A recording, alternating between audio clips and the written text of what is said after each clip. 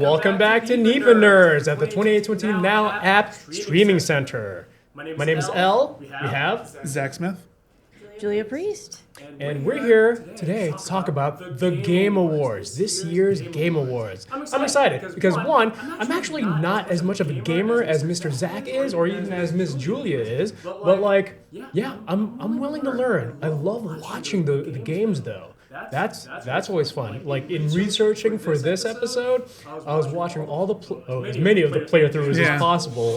Quite a few. Nominees. Yeah, I wasn't actually about to go through all 17 hours of a playthrough, but I was at least getting my toe in the water, sort of, with the first like hour or so of a playthrough. And yeah, this will be fun. This will be interesting, just because I have a lot to learn. And so because of that, I am essentially going to be the interviewer. All right? I'm not necessarily going to make too many comments because Mr. Zach will take the lead on that because there's a lot to talk about. There is quite a bit that at least I have to get to. It's been a busy week for me with all this, but yes. Other than what I've been doing, what have you guys been up to the last week? Yeah, well, exactly. Yeah, we're going to get into that soon enough. But yes, for me, well, first of all, when it comes to the actual, if you want to do the little news update for us, I've been really getting into the whole Alien and Predator universe. Oh, absolutely. That was, I just find it really interesting, especially the last thing I saw was Alien Covenant.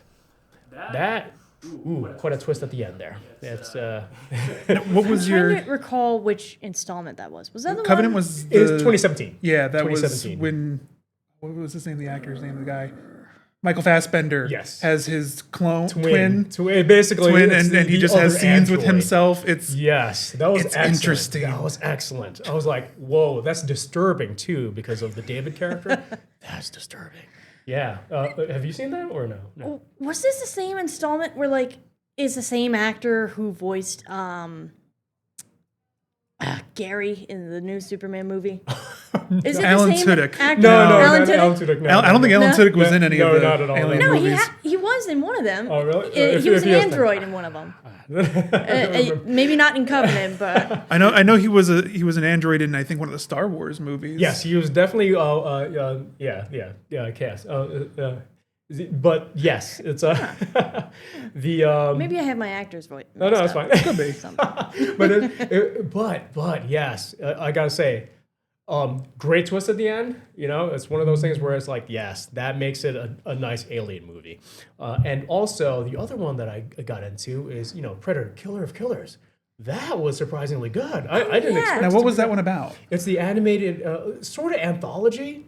So you have 3 episodes of different stories, different time periods where the Predator alien would come into Earth and mess around with the Earthlings and try to find the killer of killers amongst the Earthlings, and then in the end they actually bring those Earthlings to the Predator planet to basically be their entertainment of sorts. Interesting. So, yes, yeah, that's what I thought too. I'm like, what's going on here? After a few minutes, I'm like, okay. After the 3rd episode, okay, I got it now.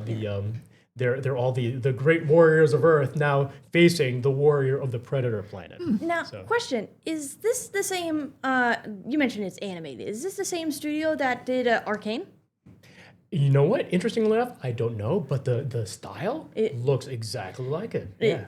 I will admit that animation is going through a kind of a renaissance right now with Disney back in the 90s where they had The Little Mermaid, Beauty and the Beast and all that. I'm really glad that Sony is kind of spearheading the new animation revolution. Sadly, I don't think we're going to be going back to feature length hand drawn quote unquote movies like Beauty and the Beast. But I'm astonished with the animation styles that are coming out today, especially Killer Killers. Yeah, I've seen it on quite an animation because it seems like other studios have picked up on that kind of style as well. So yeah, and of course I've yet to see it, Predator Badlands. So I heard that one was pretty good. I haven't seen it yet though, but yeah, from what I hear, yeah. So Yeah, I've seen a little bit of the teaser for it, the trailer that is, and the highlight of whatever scene that they were able to release. That was cool. And yeah, and this this will be interesting, just because we finally have the Predator being sort of like the protagonist, really. Yeah. Yeah, instead of like this monster that you're trying to fight against, that the humans are fighting against, but this time, yeah. The shift in perspective is always interesting for me. Yeah, exactly. My last foray into that universe was I watched Alien Earth. Well, I started to watch Alien Earth earlier this year. I just started watching that too. Boy. It's certainly an approach. Yeah. It's a thing. It's a thing, yeah, because I was actually, I'm only the second episode in. I was, I guess I could say a little surprised by where the direction it's going. So I was a little annoyed that it was a prequel to begin with, because like it's supposed to be, it kind of changes a lot of the things for the first Alien movie, but then it could just. Some really interesting approaches to, and I'm trying to be very nice. The artistic style, some really interesting creative choices they made. Is the alien now like?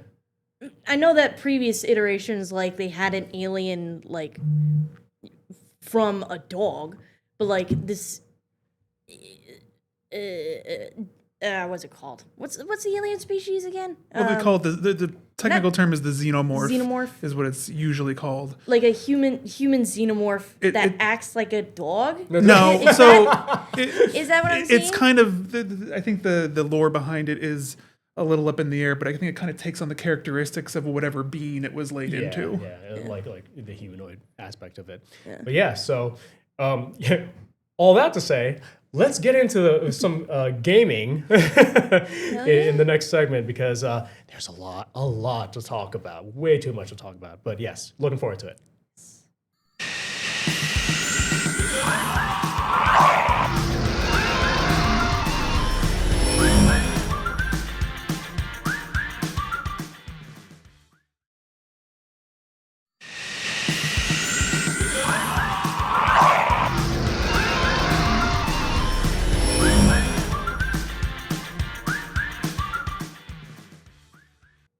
Hey there, welcome back to NEPA Nerds. Today is the Video Game Awards.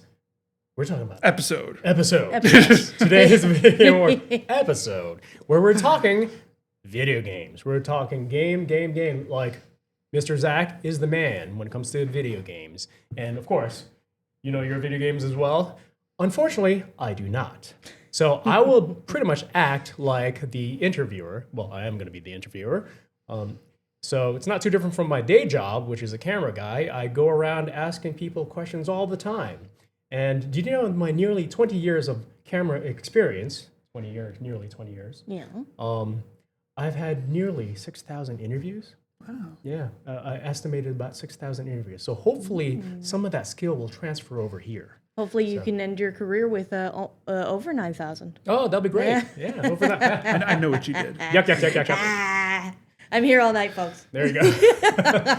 Yeah, so because I'm sort of ignorant of the gaming world, I'm here to just ask and pick Zach's brain on what's happening with the gaming world, and especially now with the nominees for the Video Game Awards. So please, yes, talk about, like, for example, the first of the main categories, Game of the Year. What is the Game of the Year is, of course, going to be like the most discussed category, and a lot of it's not like the Oscars or the Emmys where you're going to have dozens upon dozens of entries. It's a very, there's only so many games that come out in a year, unless we're talking like indie games.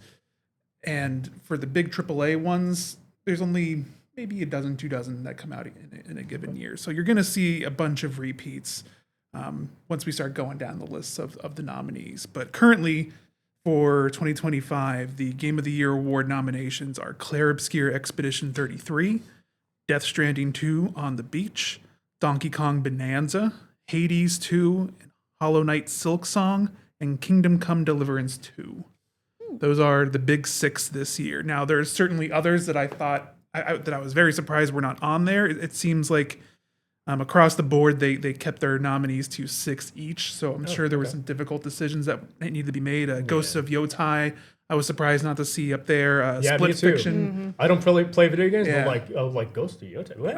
It's a sequel to Ghost of Tsushima, and it got a lot of. I don't think that one won Game of the Year either. I could be mistaken, but that one was incredibly well received, and I know its sequel has been too. I personally, of the 6 that I mentioned, I've only played 4 of them, so I'm going to give my opinions based on what I've seen, what I've heard, and what I've actually played myself. Nice. Because one of these days, I might end up playing it. See? Right. I will say, spoiler alert: Clair Obscur Expedition 33 is probably in my top 5 of all time, if not my current favorite game of all time. Wow, that's crazy. And I love the music. Yes, We'll get to that too. We'll get to that too. I do know that it now holds the record for most nominations for a game at the Game Awards. It has received 12 nominations across, I want to say, maybe 18 categories, but around 20 categories. I don't know the exact number, but it's over half, I would say. Wow. But before we get into the big games, I do want to take a step back and look at the independent games. Okay, so real quick question though, like what makes the difference between the independent game and like a big corporation game? It's normally it comes down to amount of money, the size of the team, and the publisher. Okay, all right. So generally speaking, you're not going to have an indie game that was released by like Activision or EA or Bethesda. Now, there are exceptions to that rule. I believe Bob the Diver, I think the game was called, came out a couple years ago, and that was up for a indie game, and a lot of people were turning their nose up at it because I think it was Bob the Diver. Yeah. I mean, some of the bigger studios do take on smaller teams to kind of make certain games. Like, what would be good? I think Atlas at the time was not necessarily an indie studio, but like not as well of a known one. And I believe Sony brought them on to do Demon Souls. So there's still that collaboration between indie companies and there absolutely the big is. studios. Okay, got So it. so basically, just like indie games comes down to smaller studios, smaller budgets. Okay. And that's for this year we have my big old list: Blueprints, Clair Obscur Expedition 33, Of course.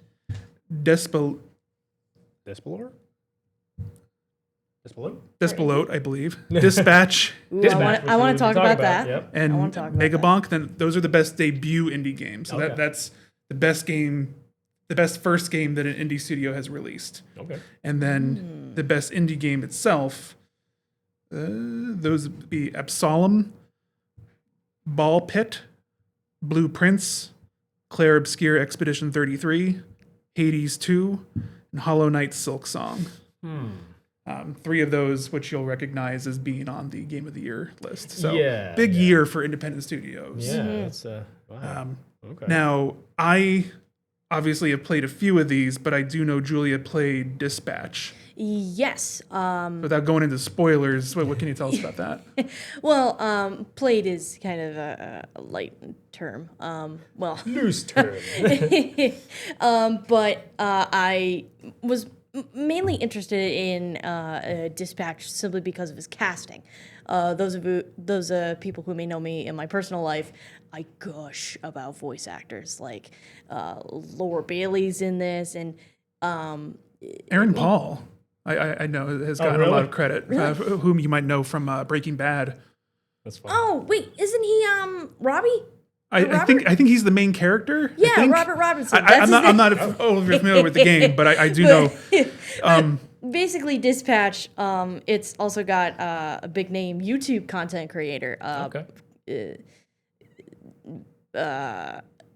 want to say he's controversial, but Nah, just say I mean, he's radical, I guess, in whatever way you take that term. Moist Critical. Oh, God. Oh. He voices That guy? Sonar. A Incidentally, is up for one of the content creators of the year at the Game Awards. Oh, really is? Yeah. Oh, gosh. Oh, good for him. Because like Moist, like He has a very such an distinctive out-of-pocket voice. guy, If you've heard it, you've heard it. Like, it's one of those if you know things. right? It's like hearing Bryce Papenbrook in like any anime. It's like you'll double take, and it's like, God, this guy again. Yeah. Yep, exactly. Okay. Much love, Bryce, if you're watching this. So real quick, what's Dispatch all about for a guy who doesn't know video games? Dispatch follows Robert Robertson, who was the third Mecha Man. Sadly, the game starts with a kind of a fall from grace, where his suit gets destroyed and he needs a job. In this universe, a Dispatch, superheroes kind of are like police, where they're dispatched out to certain seasons. Title drop. Dispatched out to certain incidents. Okay. And it follows the Z Team, where it's basically all these former villains or people with criminal history are given a second chance to be superheroes. So there's Sonar, Malevola, Punch Up. He's also voiced by Jacksepticeye, another major voice or YouTuber. There's also Invisigal, Blonde Blazer, Flambe. Wait, so did you say it was a Mega Man universe? No, Mecha. Mecha. I was like, Mecha, what? not Mega. I thought I heard Mega as well. No. Mecha Man user. Oh, okay, I got it. All right. He had this, I'm like, mech I don't suit. remember those characters. Yeah. And the story of it is redemption. And I'm seeing, at least online, from what I see, that not a lot of people are ending up getting the good ending, simply because. Well, it's broken into chapters. Yes. So kind of like a TV show. Okay. Or Telltale Games, if anybody out there has heard of those. It was very episodic, structured. It took a lot of DNA from Telltale Studios. Sadly, I believe they shut down a couple of years ago. But it also incorporated a lot of like mini games. I could tell like from playing The Walking Dead when that first came out, it didn't really offer a lot other than like QTEs. But it's got like little security games and all that. Like it's games within a game. Side quests? Kind. Is that the type of thing? Or? No, not really side quests. It's not like you can take Robert and like walk around with him. It's very much like Telltale, where it follows like a set path, and then you kind of make decisions while you're on that path that influence the story. Yeah, from what I saw, developer commentary, or at least developer interviews, it was intended originally to be a show where it was just like one line of a story, but one thing led to another. It became a video game, and it's about redemption, and. One of the options, a dialogue that you could have Robert say is that he sees either fear, anger, or potential. And potential really struck a chord with me. It just because, like all these zealous heroes, I guess, still are capable of being heroes. Okay. And during the course of the game, you had the option to either cut or cut either Sonar or Coupe. She tried to be French. And it comes to bite your behind later. Okay. So and then, your choices matter. Yeah, exactly. Like a lot of these video games do tend to focus on like what choice you make and creates the conclusion that like sometimes like we're Zach, you and I were talking about what you call it, Expedition 33 and it's crazy how there's a tendency for even the conversations that can come from any type of decisions based in games is I think one of the strongest points of the medium is the ability to kind of make you think about ideas and put you in situations that you normally wouldn't be in our regular life. Exactly. And stuff like that can come all down to direction, which is another one of the categories for this year's awards. And for best direction, we have Clair Obscur Expedition 33, Death Stranding 2 on the Beach, Ghost of Yotai, Hades 2, and Split Fiction. And all games that I've said already. Of note of those is Hideo Kojima for his direction of Death Stranding 2 on the Beach, who I feel like I wouldn't be alone in describing as like the David Lynch of video games. From what I've seen of, he has a very scene of the because I did go through a playthrough, and yes, I was intrigued at least to say I was like, wow, this is weird, but at the same time too, I'm like, okay, you got my interest, all right. Let's go through this. It's a very unique way that he tells his stories, and having played many of his games in the past, it's very. If he thinks that you could possibly see where one of his stories is going, he's going to throw you a curveball and have it go off in a completely different direction. Whether it's somebody called Vamp who is impervious to bullets and it's explained away by nanomachines. Or having babies inside you, like is the case with Death Stranding 2, which does sort of kind of get explained in a very weird way. Yeah, like his direction and storytelling is not for everybody, but if you're into weird things, like if you're a fan of David Lynch, I think that any Hideo Kojima game would be right up your alley. Would his kind of direction style be similar to M. Night Shyamalan with movie direction and storytelling? No, he doesn't. Not like he doesn't build up to like big twists as much as Shyamalan does. It's more.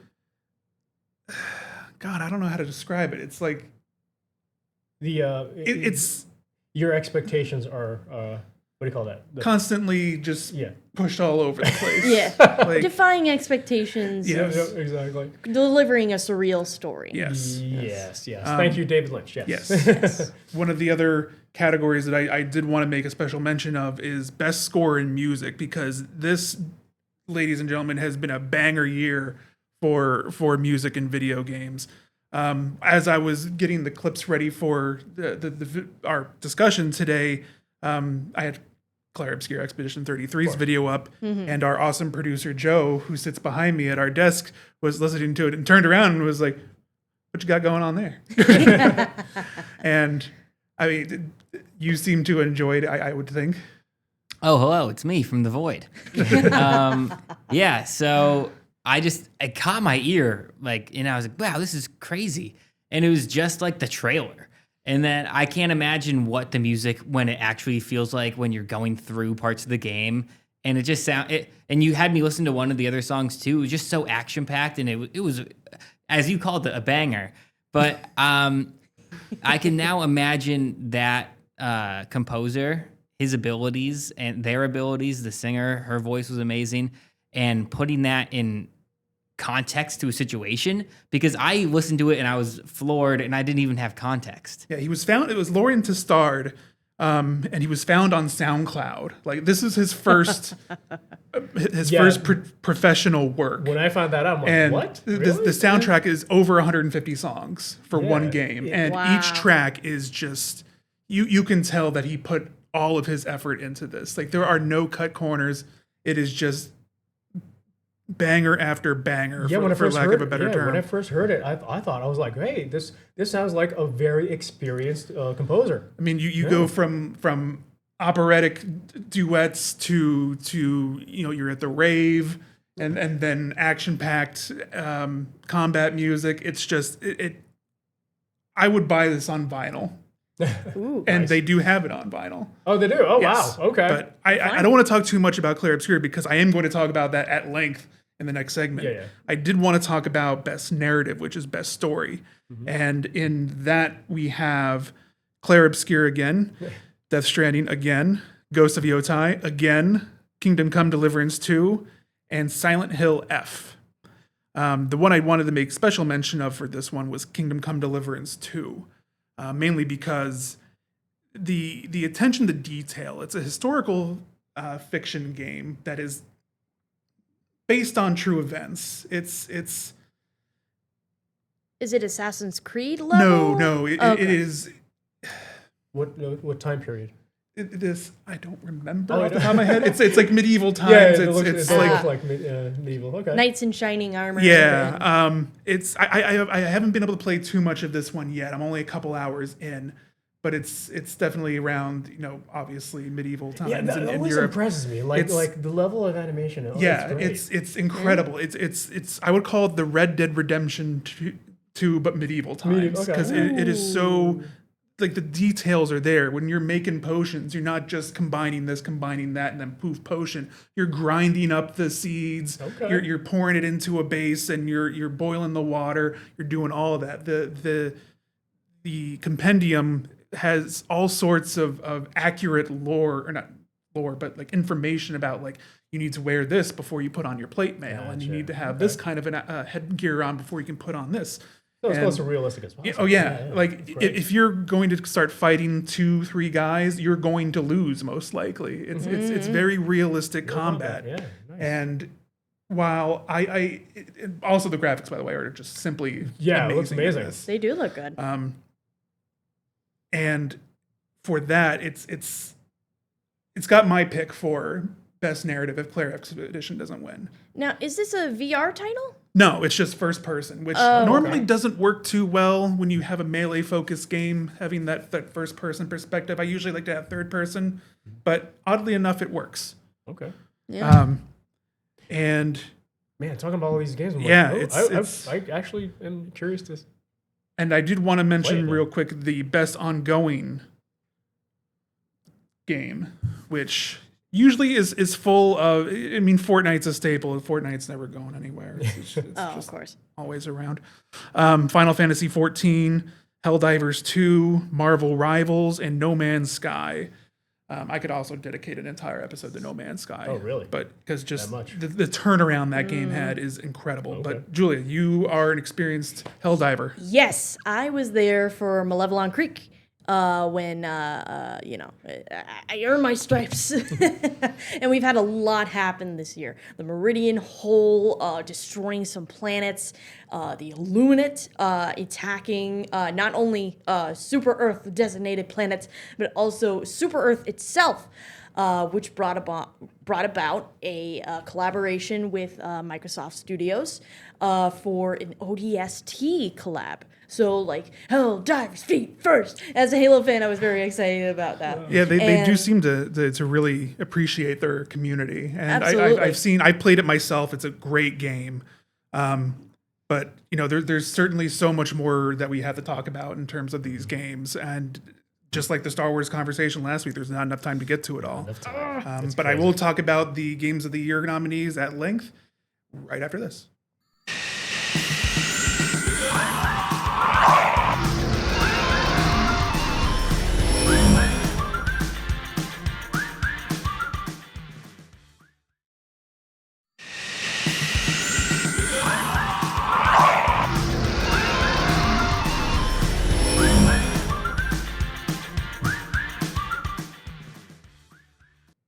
Howdy, welcome back to NEPA Nerds. I'm Julia, this is Elle and Zach, and we're going to be talking about the nominees that are slated for the 2025 season. And Zach is kind of bursting at the seams, excited to speak on this. I don't think I've seen you excited like this yet. It's been a baller year for gaming. Like, I didn't think we were going to see another year like we had 2 years ago when Baldur's Gate 3 came out. Alan Wake 2, a bunch of other games. Like, that was a really great year for games. And then last year had Black Myth Wukong, and that's about it. Yeah. This year, though, has some really... It's going to be a real tight race. As I said, I think at the beginning of the show, my overall game of the year is by far Clair Obscur Expedition 33. And that was the one that got 12 other nominations, right? Yes, it holds the record right now for most nominations at the Game Awards. Well deserved, I think. I don't think it's going to win all of them, only because I feel like the judges would be hesitant to give out that many awards to one game. especially like you're not going to see, you generally aren't going to see a game win best of categories when it's going to win like the grand prize. So I don't think it's going to win best indie game. I think that will most likely go to another game on this list, which is Hollow Knight Silksong, which I'll get into later. But with Clair Obscur, it's succeeds on almost every level, from a voice acting and performance perspective. The game also has of the 6 slots for best performance in a video game. There are 6. Clair Obscur has 3 of those slots. You have where's my list? You have Ben Starr, who recently won for his performance in Final Fantasy 16.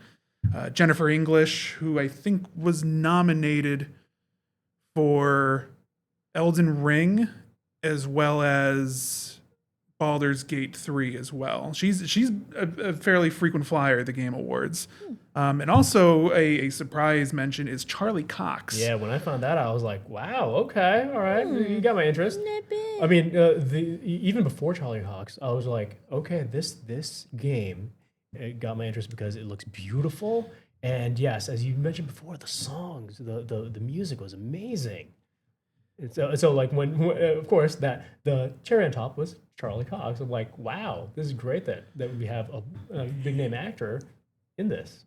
Actually, there's 2. There's 2. Yeah, that's right. It's just Charlie Cox was the one that was nominated, but also Andy Serkis, who Andy you Serkis. might know as Gollum from Lord of the Rings. The man needs no introduction. And everybody in the game just gives an amazing performance. And while performances aren't just so much voice acting as they are actual physical performances, there's a lot of motion capture that goes into games these days.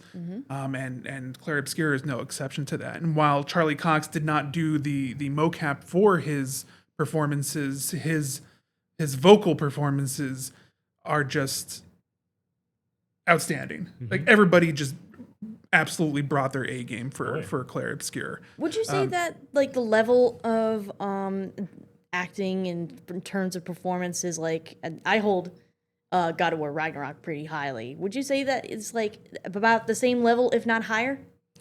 Compared to God of War? God of War Ragnarok, or if not the first title. I mean, it's hard to compare 2 different performances in 2 different games that are thematically so different. I mean, God of War 2016 is the story about forgiving yourself and growing up, and Clair Obscur is very much a story about dealing with grief and how to move on from tragedy. And performances will be reflected in those themes. So I can't say, certainly I can't remember the actor's name, but he did an amazing job and certainly deserved his win.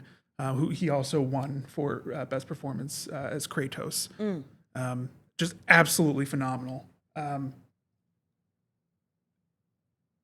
It's the only game I got it earlier this year when it came out on Game Pass, and if you don't know, Game Pass is basically like Netflix for video games. You pay.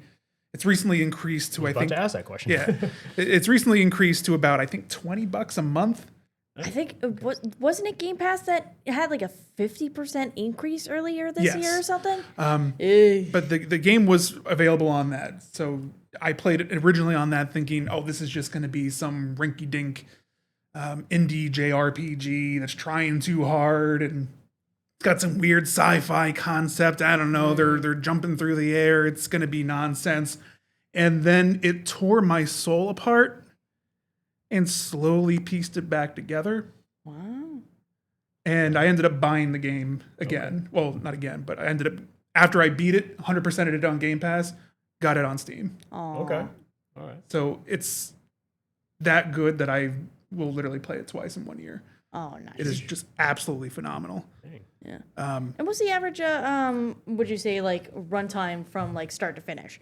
Like 40 hours? Depends on the kind of gamer you are. I am very much a completionist, so I like to see all the extra content. I like to do all of the bonus bosses. So I don't want to say how many hours I put into it, but it was quite a bit. I would say if you were playing just like to go through the story at like a casual pace, I would say 30, 40 hours. Yeah, that's about right. Which for a game like that is pretty, is on the lower side. Right. Yeah. Because watching the playthrough, because, you know, I don't play the video games, but yeah, watching the playthrough, that was pretty long. It was like, and it was edited too, so it was like an 18-hour. Yeah, and like you said, like those will be edited down to be just like the main path and stuff. But there's so much extra to do. There's like things to find and like little tidbits of dialogue to pick up on. And like an hour and a half into it, I was like, okay, this is gonna take a while, so I'm gonna have to watch a 15-minute summary of the Yeah. It's probably What the to best, know. especially if you know you're not gonna play. There's so much going on in the game. It's I feel in my years of experience playing things that I probably should have stopped playing years ago. I feel like it'll be seen 10 years from now how Final Fantasy VII and Final Fantasy X are seen today. I think it'll be held up there with the greatest games of all time. Okay. And I honestly believe that. So for my number 2 pick for Game of the Year would be one I've already talked about a little bit, Death Stranding 2. Just the pure cinematic quality of it. The performances are also up there with Claire Obscure in terms of people. And you've got some amazing actors. Troy Baker is well known to anybody who plays video games. He was the voice of in The Last of Us, Joel. Okay. Yeah, He's that's right. the voice of Joel in The Last of Us. But he's done if you've played a game in the last 5 years, you've heard Troy Baker's voice. It annoys me to the point where I'll start playing a game and I'll just hear his voice. I was like, oh, that's Troy Baker. He's in this game too. Yeah. He's like the D. Bradley Baker of the gaming sphere, I imagine, right? I don't know who that is. We talked about him in our first episode. He's basically Like a voice actor that does everything. Oh, in anime. Yeah. Okay. Yeah, I mean, not knowing who that is, yes. It's one that people who are familiar with the games and the medium will know who Troy Baker is. Yeah.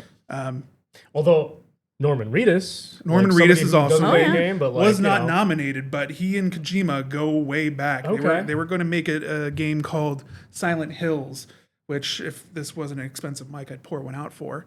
Right. But he was going to make the next, well, at the time, the next Silent Hill game, and they released a game called PT, which literally stood for Playable Trailer. And then there was a falling out between Kojima and Konami Studios, who owns the Silent Hill IP, and the game was never made. Yeah. And it is one of the greatest tragedies in gaming. But I'm not going to get into that now. What I am going to get into is Hollow Knight Silk Song. We'll have to talk about PT another time Yes. because there's quite some history, not only in the development, but also in just the gameplay itself. So, Yes. But one of the other titles for Game of the Year contention is Hollow Knight Silk Song. This was released by Team Cherry after I don't remember exactly how long the development cycle was, but it was quite extensive. Its fans are deeply passionate about this game, and having played it myself, Is it a scrolling game? it is. yeah. It's Side scroll. That's a little bit more up my alley. It is a So Metroidvania, that's great. and it's a little bit smoother than the video I obtained. It's very hard. oh, really? It is Oh, very, very difficult. Really?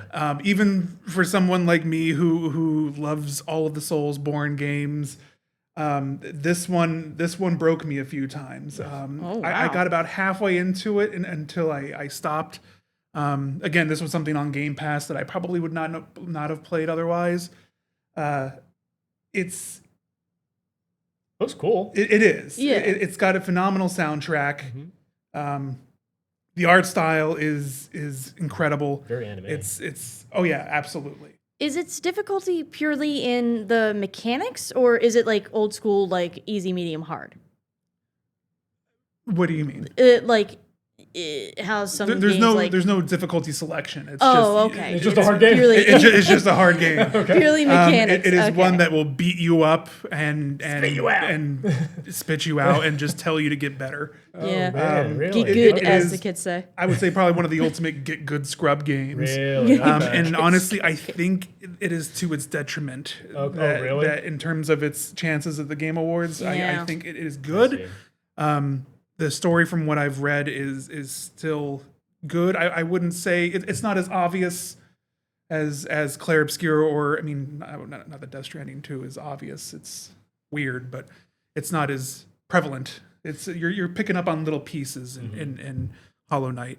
Subliminal, you could say, or like a lot of subtext. Sort of. It's just, it doesn't give you a lot to go off of up front. It's kind of like a Souls game where you're picking up on tidbits here and there from conversations from this, that, and the other person, and kind of piecing it together yourself. Okay. Yeah. The next one is a Nintendo IP, Donkey Kong Bonanza. Now, I don't have a Switch, full disclosure, so I have not played this one.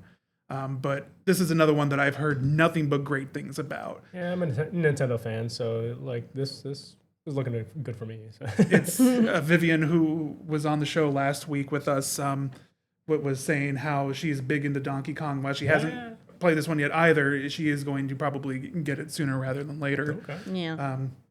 But everything that I've been hearing, it says nothing but great things about this. And, obviously Nintendo is a proven entity. They don't put out bad games, Nah. generally speaking. This But looks I would fun, say yeah. They have very high commitment to quality, and it's reflected in Donkey Kong Bonanza. Kingdom Come Deliverance 2 obviously is another one that I mentioned before. I'm not going to talk about it too much.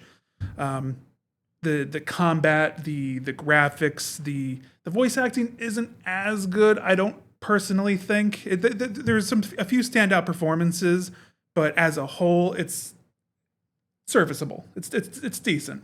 Okay. Some of the non-player characters, enemies, and stuff have kind of like clumsy lines, line deliveries, and the game itself can be kind of janky sometimes, like a little buggy. Like I saw some guy who I believe was supposed to be riding a horse, but the horse was not there, so you just see him just in the air, just going through town. Yeah.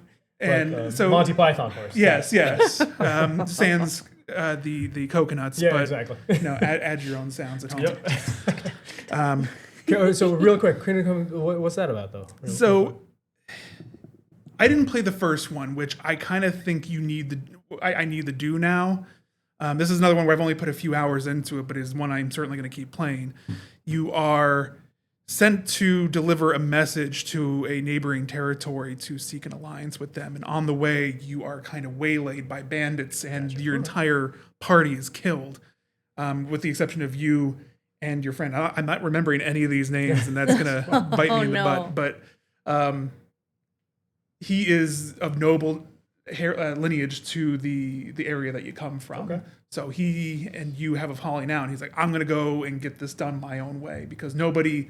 You're basically stranded in this allied territory, or this territory that you want to be allies with, and nobody believes that two people who are all dirty and rugged looking, that they're of noble birth. So they need to find other ways to accomplish their goals. Right. It's just the attention to detail is what I think put this game in the front in the limelight, because it is so deliberate in its approach to everything. Like you're not just swinging a sword, you are angling the attack. Are you thrusting, or you need to position the sword to block properly? Okay. You have different weapons. That level of detail. Oh yeah. Okay, great. It's you're not pirouetting through the air and delivering a backstab at double the speed, and throwing a knife in between somebody's visor. Like none of that's happening. So if you're looking for something a little more actiony and cinematic, maybe Kingdom Come Deliverance 2 is not for you. Okay. But if you're looking for something that really kind of wants to put you into that medieval life, that atmosphere, then definitely give it a shot. It's more grounded than other titles, I imagine. Yeah. Yes. Yeah. Which is kind of the opposite of the next contender that we were hoping to speak about. Hades 2. Another long-awaited sequel from the awesome people at Supergiant Games. The first Hades was a roguelike, top-down action game where you are the son of Hades, and you are trying to basically talk to your mom. You're basically trying to escape the underworld Persephone? and get up to the surface and talk to. I think it is Persephone. Yeah. Yeah. I mean, remembering names is not great. And now I'm this good with my one myth. follows Nordic influence, yes? Oh wait, so it crosses mythology. The pantheon is still there. This is another one that I haven't played yet. That was cool. But I do know that. So I believe it actually has a 93% right now in terms of review score. Ooh. If it's anything like the first one, which from what I've seen, it is basically just the first game, but with all the gameplay mechanics just polished to a mirror sheen. It's still got an amazing voice cast. The art style is phenomenal. It's Wait, real quick, is this how it's played? Like, is this or is this? so just this is a the- cutscene. Okay, This is a cutscene. I was just wondering, like, is the actual like? No, I mean charac- it's the art style is this. Okay, yeah, I was it'll wondering get into too. some gameplay in a few It's seconds. very nice. But it is a top-down, sort of like Diablo. If you ever played that, like a top-down action. Okay, Here's some I see. gameplay there, Okay, got Yeah, it. so Oh, that's like nice. at least in the first game, you would pick a weapon at the beginning of a run, and then as you cleared areas, you would gain passive abilities and Gotcha. powers, Alright. and that would help you reach higher and higher. And death is just a part of the game. You would get so high or so far in the game, then you would die, come back, but you would learn things along the way, and you would also there's different types of currency that you would collect, and you'd be able to unlock new weapons or abilities, and to help you get even further the next time. Okay. Would this kind of game be played in one of those game tournaments like the? I don't know. I normally see. Generally not. I mean, okay. they'll have speed run tournaments for games like this. I'm not overly into the competitive scene too much. Okay. Alright. It doesn't but- appear like it has like an online No, PvP there's, type at least to mode or my knowledge, anything. there's no online component to it. But not every game needs to have online components. Yeah. And It looks great. none of the ones that are on the Game of the Year list have it. Oh, So okay. Yeah. at least I don't think. I mean, Death Stranding 2 technically sort of kind of does. But no, none of the others. Does Death Stranding 2 have similar mechanics to the first one where like frequently traveled paths like end up being reflected Yeah. in gameplay? Yeah, kind of like how Soulsborne games will have like blood stains, and like you'll see that other players have been there. It's the same kind of thing in Death Stranding 2, where you'll have like structures and things that are left behind by other characters. It's definitely a sense of being connected, which is what Death Stranding 2 is kind of about. Is should we have connected? Should we be brought together? Yeah.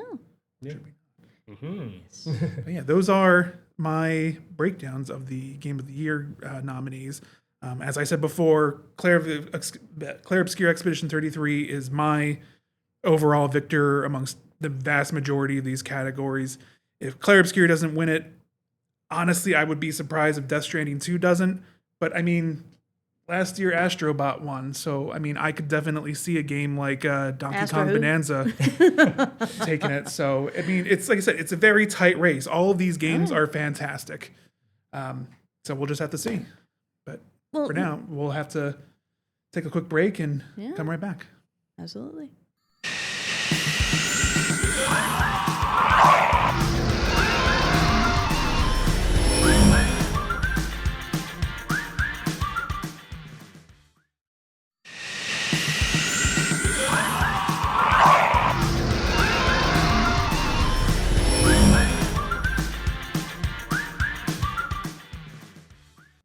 Hello and welcome back to NEPA Nerds. We are ending our show concerning the Game Awards, and it's been quite a productive talk because I learned a lot, and I didn't know many of these categories and many of these games, and now I'm actually like really looking forward to maybe even borrowing a console and playing some of these games. Yeah. So But like, you're certainly always welcome to borrow mine if you want. nice, excellent. So nominations, what do we think? What do we think? Very quickly, I'm going to trust Zach's judgment. I believe that he's going to be nominating Claire Obscure. I'm going to be trusting his judgment with that. But mainly, I'm going to be keeping an eye on debut title or debut indie with Dispatch. That's my nomination. An ongoing game, like I said before, with Helldivers 2. Those are going to be my nominations. Everything else, I'm not too knowledgeable to give a proper nomination. But Elle, based on the convo that we had today, what do you think? So far, I mean, just the idea of like that of Clair Obscur being the thing. Like once again, yes, I do. Yeah, I hope I didn't hype it up too much. Yeah, I know, right? I acknowledge your judgment, just because it's beautifully done, and so cinematic. That's what I love about it. So it's wonderfully cinematic because I'm the movie buff. So yeah, and for you, of course. I mean, Clair Obscur all the way. Like I said, barring some 3-0. exceptions, I think I do want to give a special shout out to Blue Prince, which is a puzzle game that came out earlier this year. I didn't talk about it at all, but it is, I think, especially worth noting because it is such a unique game that obviously I'm not going to have time to talk about right now. But if it does win Best Debut Indie Game, I would not be upset. Okay. Oh, it's in the nominees, right? Yep. Oh, good to hear. Yeah, and for me, when it comes to video games, one of the reasons why I avoid it is because I have an addictive personality, and I have a tendency to just get into whatever play that I have, like whatever game I'm into. It's just I'm not gonna stop until it's just I'm not gonna stop. That is valid. Yeah. Next thing you know, 12 hours pass by. Yeah. Right. Yeah, and so. This has been quite an eye-opening talk here because I do have a lot to learn, and I am looking forward to playing some of these games. This is gonna be great. And I'll be sure to update you guys on when who wins what. Yeah. The Game Awards are on December 11th. Sorry, Thursday, December 11th. You'll be able to watch that. Basically, any of your major gaming sites. It'll be broadcast on YouTube, which is where I'll probably be watching it. It's not hard to track down. Excellent. Absolutely. That's great. So for Zach, Julia, and I, it's been a great talk about video games. And until next time, this is at the 2822 Now Streaming Center. And it would be great to see you next time.